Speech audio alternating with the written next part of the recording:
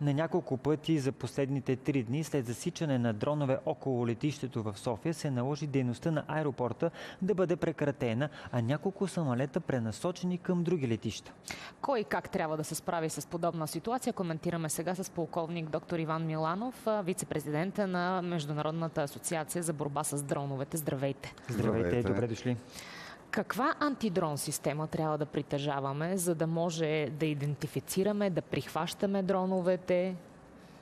Каква е ситуацията? С експертен въпрос. Няма еднозначен отговор. Тъй като ние говорим за цялостна система, която на практика в България не съществува. Когато говорим за защита на България, ни трябва да говорим за изграждане на един щит, цялостен щит. И това нещо трябва да се базира на една стратегия, концепция, която към момента все още я няма. Към момента всеки работи в своето направление. Военните се работят в своето направление.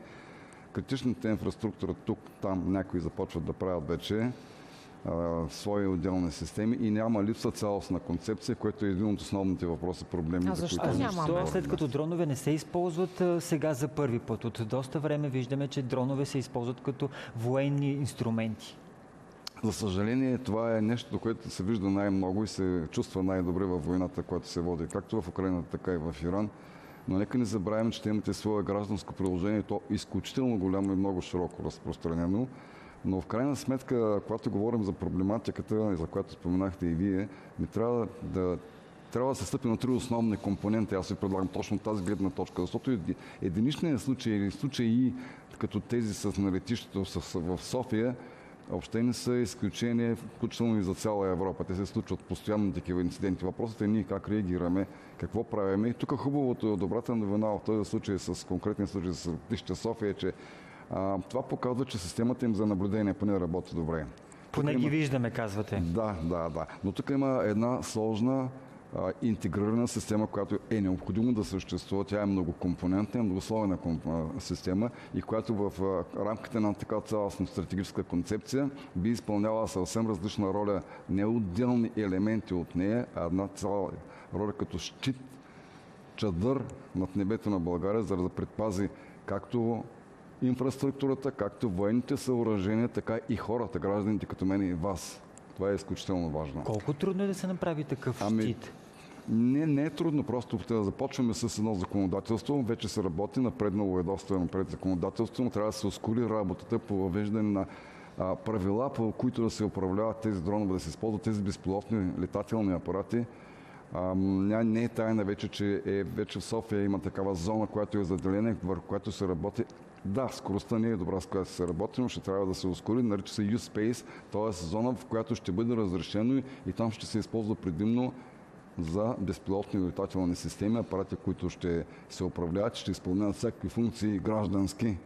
Много широко е приложението в гражданската област, но това всичко трябва да се подчинява някакви правила и това е първият компонент, който е много важно да се направи, да се ускори законодателство, да се внесе, да се приеме от парламента, включително и за тази зона. Така че ние работиме. Експертен потенциал има. Международната асоциация за борба с дронове. Например, една от основните цели е именно тази да обединим усилията на държавните органи с изследователските институции, институти и на производителите, за да може наистина да направим една ефикасна, ефективна система за защита от дронове. Казвате, трябва ни национална стратегия, трябва ни законодателство, с което всъщност да регулираме всичко това. Но кажете ни сега, полковник Миланов, как реагираме в ситуация, в която наблюдението ни показва, че има дрон във въздушното ни пространство и то в обсега на летището. След това, след като идентифицираме дрона, как се реагира в тази ситуация, за да разясним на нашите зрители? Кой по какъв начин взима решенията и какво се случва след като бъде идентифициран този дрон? Много точен и идеален въпрос. Ако си спомняте, споменах интегрирана система и многослойна. Тази система интегрирана състои минимум от 3 компонента. Първият компонент е откриване. Той е много комплексен и много сложен, тъй като дрончета самите са много сложни и комплексни. От най-мъничките, които са с големина на някакво насекомо, до най-големите, които са на десетки хиляди километри височина и са огромни. Едните се откриват с радари, големите дронове, но мъничките не може да ги засече радар. Те се откриват с наблюдение. По средата пък има едни средно големи и други по-големи дронове, които пък се откриват с радиочастотни средства. Тоест, откриването самото по себе си е първият елемент, компонент, както вие отбелязахте. Вторият елемент обаче е да се определи този дрон свой или чужд, с враждебни намерения или какви намерения пресича, нарушава ли законодателството. А това как с дигитална система ли се проследява и открива? Една интегрирана система. Или сега лаишки някой с бинокъл следи, гледа и търси, когато нещо има? Трябва да имаме интегрирана система. Тази интегрирана система съдържа в себе си тези три компонента, които работят неразривно свързано един с други, тъй като трябва да се вземе в крайна сметка решение дали да се въздейства, ако да, как да се въздейства върху този дрон. Кой го взима това решение? Кой взима това решение? Какво след като сме идентифицирали този дрон, какво да го правим от тук нататък? На настоящия конкретен случай всеки отделен субект се взема за себе си решение. Липса такава една цяла единна концепция за вземане на такова решение. От друга страна пък времето за вземане на такова решение е изключително кратко. Дроновите съвременните, включително тези, които се продават сега на пазара, са дори с километри 150 до 300 км в час. Летят много ниско, не могат да бъдат засечени от радарите. И времето за вземане на решение е много кратко. Ето ще ви дам пример с Белгия, аз го дадах съвсем наскоро. Белгия ноември, преди няколко месеца, 5, 6, 7 ноември, на летището на Белгия в Брюксел, там имаше 10-12 дрона. Идентифицирани, тяхното изследване и разследване показва, че не са съвсем злонамерено използвани от друга сила. И веднага свикаха извънреден съвет по национална сигурност и белгийците взеха такова решение за изграждане на национална интегрирана система на базата на стратегия за защита на цялата територия. Заделиха моментално 50 милиона евро, за да се снабдят и закупят такава система, доколкото имам информация, вече тя действа. Тоест, трябва да се действа бързо, без отлагане, за да може да защитиме хората, критичната инфраструктура и военните обекти.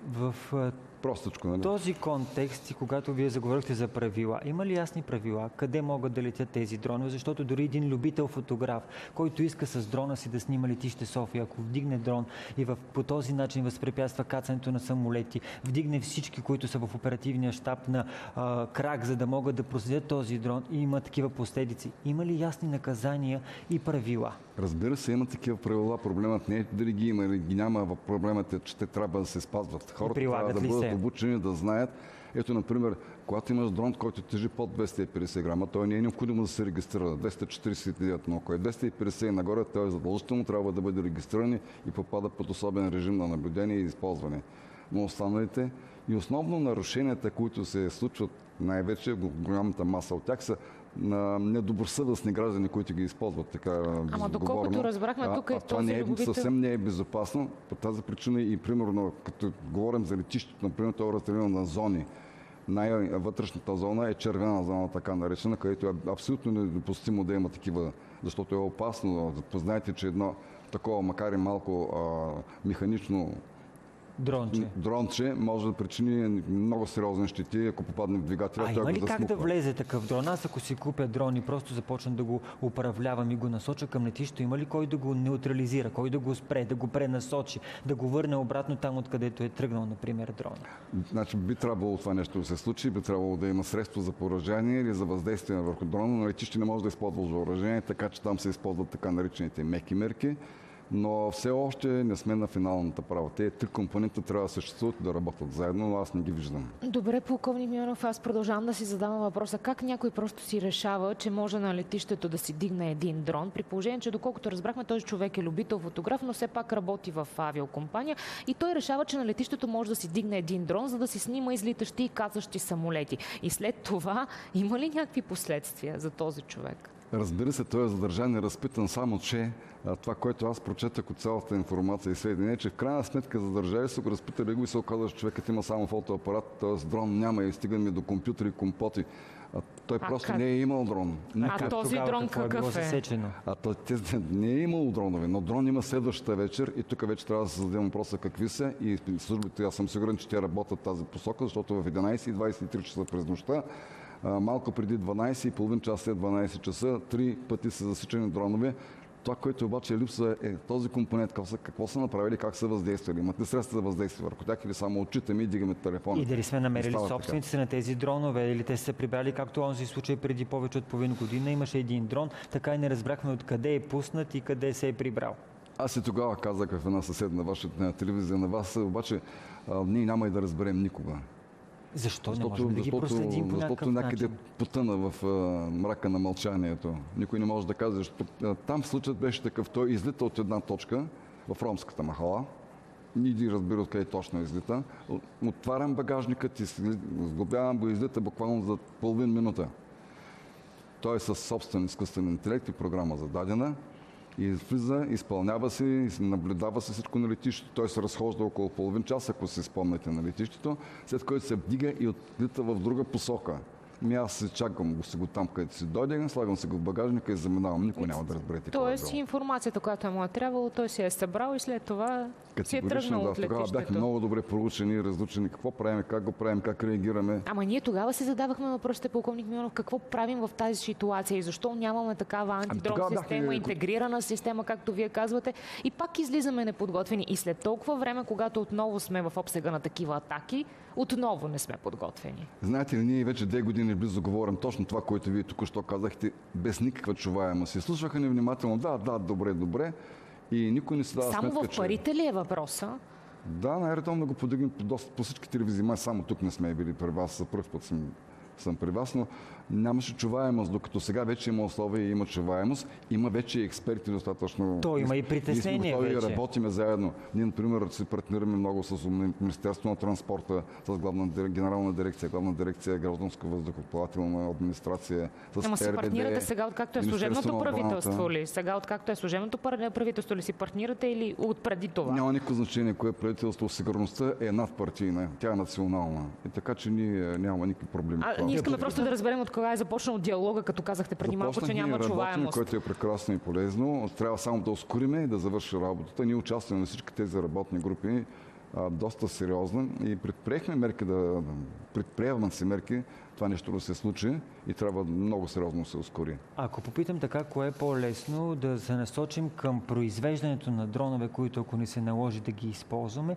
или е по-добре първо да се насочим към защитата от дронове, които да имаме, ако някой реши да ни нападне хипотетично с дронове? Кое ще бъде първото действие?